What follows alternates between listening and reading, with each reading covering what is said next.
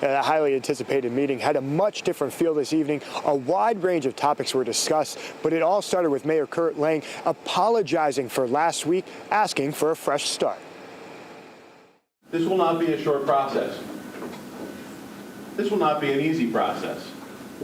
This will not be a comfortable process. Mayor Kurt Lang addressed the full room of concerned residents at Hamden High School. He said his panel of members from Hamden's Equity and Inclusivity Task Force are ready to listen and learn from residents to begin moving forward. We'll try to build a process that I hope becomes one of the most meaningful things that our community has ever done. The Equity and Inclusivity Task Force was put together in response to racially fueled events that have affected Hamden in recent months. The task force is made up of major social groups in town to discuss and implement solutions surrounding bias, racism, and inequality, amongst other issues. We got a lot of work to do in Hamden, but we're going to do it.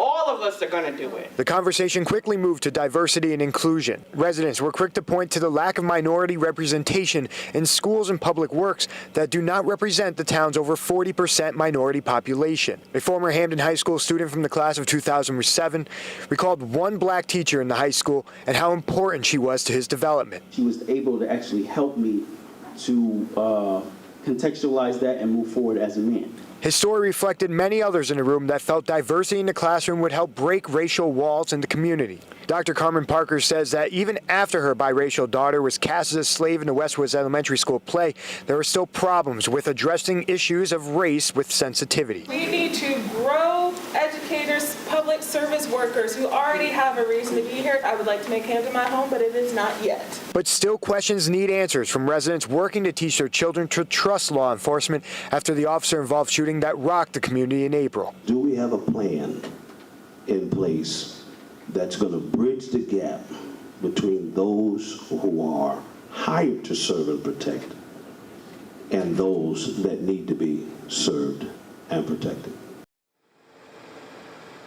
Another issue that was constantly discussed was a separation between northern Hamden and southern Hamden. Many people pointed out the racial and class divides between the two, but most people saying that in order to break that divide, they must come together in order to overcome. In Hamden, Dave Puglisi, Fox 61.